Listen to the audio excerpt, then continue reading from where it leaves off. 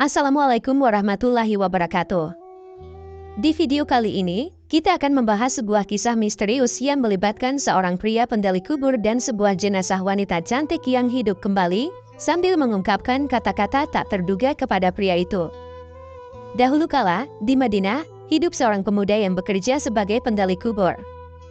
Sayangnya, pemuda ini memiliki kebiasaan yang sangat buruk, yaitu mencuri barang-barang berharga yang dikuburkan bersama mayat. Ia sering melakukan tindakan ini ketika keluarga jenazah meninggalkan kuburan.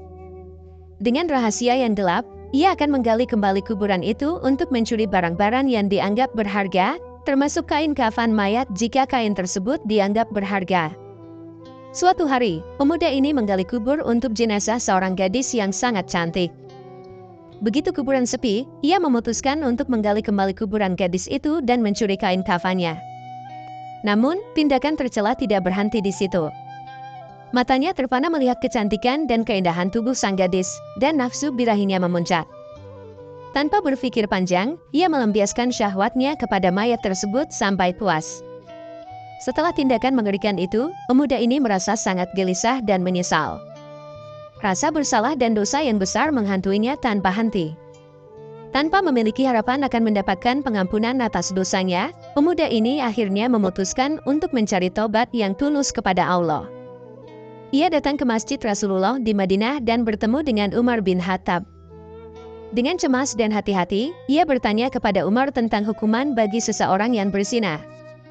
Umar menjawab dengan tegas bahwa jika seseorang yang sudah menikah berzina, ia akan dihukum dengan rajam hingga mati. Sedangkan jika seseorang yang belum menikah berzina, ia akan dicambuk 100 kali dan diusir dari kampung selama 1 tahun.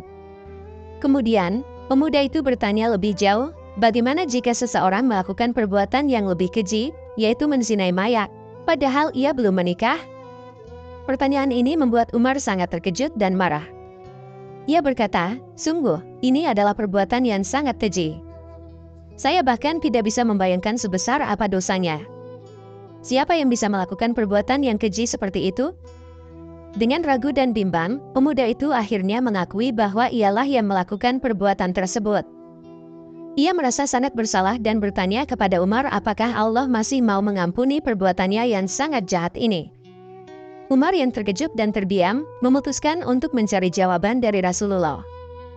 Ia masuk ke dalam masjid dan menangis. Rasulullah yang melihat kondisi Umar yang demikian heran, kemudian bertanya kepada Umar apa yang membuatnya begitu sedih. Umar menjawab, di luar, saya bertemu dengan seorang pemuda yang melakukan perbuatan yang sangat mengerikan, dan ia ingin bertobat dari dosanya. Rasulullah kemudian memerintahkan Umar untuk membawa pemuda tersebut ke dalam masjid. Pemuda itu tiba-tiba menangis terseduh-seduh, dan Rasulullah bertanya, mengapa engkau menangis wahai anak muda? Pemuda itu menjawab, aku telah berbuat dosa yang begitu besar. Aku takut Allah akan marah kepadaku ya Rasulullah.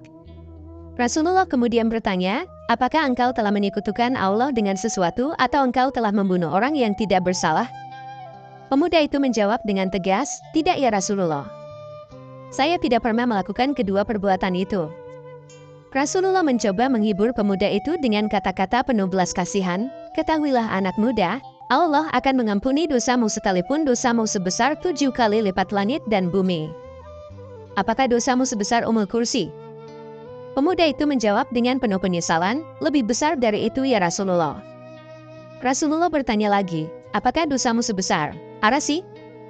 Pemuda itu menjawab di tengah isak tangis, saya kira lebih besar dari itu ya Rasulullah. Rasulullah kemudian meminta pemuda itu untuk menceritakan dosa apa yang telah ia lakukan. Pemuda itu awalnya merasa malu, tetapi Rasulullah membujuknya untuk berbicara. Ia akhirnya mengaku bahwa ia telah bekerja sebagai penggali kubur selama 7 tahun. Suatu ketika, ia menggali kuburan seorang gadis yang masih muda dan sangat cantik.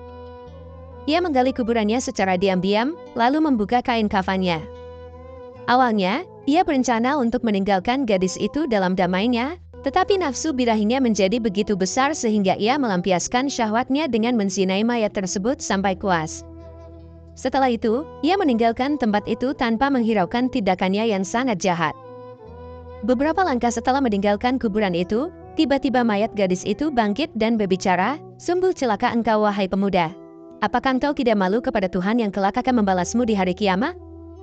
Pada saat semua orang diadili, engkau membiarkan aku dalam keadaan telanjang dan berhadas besar di hadapan Tuhanku. Mendengar pengakuan pemuda ini, Rasulullah sangat marah dan tegas berkata, "Wahai pemuda fasik, tempatmu memang pantas di neraka. Keluarlah dari tempat ini." Pemuda itu keluar dengan hati yang hancur dan semangat yang redup. Pemuda tersebut merasa bahwa tidak ada harapan baginya untuk mendapatkan pengampunan atas dosanya. Namun, di lubuk hatinya, ia memiliki keinginan tulus untuk bertaubat kepada Allah. Tanpa arah yang jelas dan tujuan yang pasti, ia terus melangkah, mencari jalan untuk menebus kesalahan yang begitu besar. Sementara itu, Rasulullah ingin mendapatkan petunjuk langsung dari Allah mengenai peristiwa yang baru saja diceritakan kepadanya. Di sisi lain, pemuda itu kemudian menjauhi orang-orang dan pergi menyendiri ke dalam sebuah gua di pegunungan. Di sana, ia menangis sejadi-jadinya dan memohon ampun kepada Allah. Dengan tekad yang bulat, ia bersumpah untuk tidak keluar dari gua tersebut sebelum Allah mengampuninya dan menyampaikan pengampunan tersebut melalui Rasulullah. Selama 40 hari yang panjang, tubuh dan wajah pemuda itu mengalami perubahan drastis. Selama di dalam gua itu, ia hanya bertahan hidup dengan seadanya, memakan makanan yang ia temukan di dalam gua tersebut. Ia terus berdoa dengan sungguh-sungguh, "Ya Tuhanku, Tuhan Nabi Muhammad, Tuhan Nabi Adam dan Hawa, jika Engkau telah mengampuni dosaku, sampaikanlah kabar ini kepada Nabi Muhammad dan para sahabatnya. Namun, jika Engkau menolak taubatku ini, biarkan aku merasakan akibat dosaku di dunia ini dan bebaskan aku dari siksa di akhirat. Saya tahu bahwa saya tidak akan sanggup menanggung siksaanmu di akhirat kelak." Bersamaan dengan itu, Allah mengutus malaikat Jibril untuk menemui Rasulullah. Malaikat Jibril menyampaikan pesan Allah dan bertanya, "Wahai Muhammad, Allah menyampaikan salam kepadamu," dan Allah bertanya, "Apakah engkau yang menciptakan makhluk?" Rasulullah menjawab dengan penuh ketundukan, "Tidak, Allah yang menciptakan diriku dan seluruh makhluk." Malaikat Jibril melanjutkan pertanyaannya, "Apakah engkau yang memberikan rezeki kepada mereka?"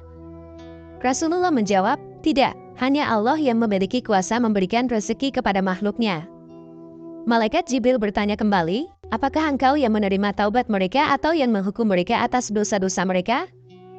Rasulullah dengan tegas menyatakan, "Maha suci Allah yang maha penerima taubat."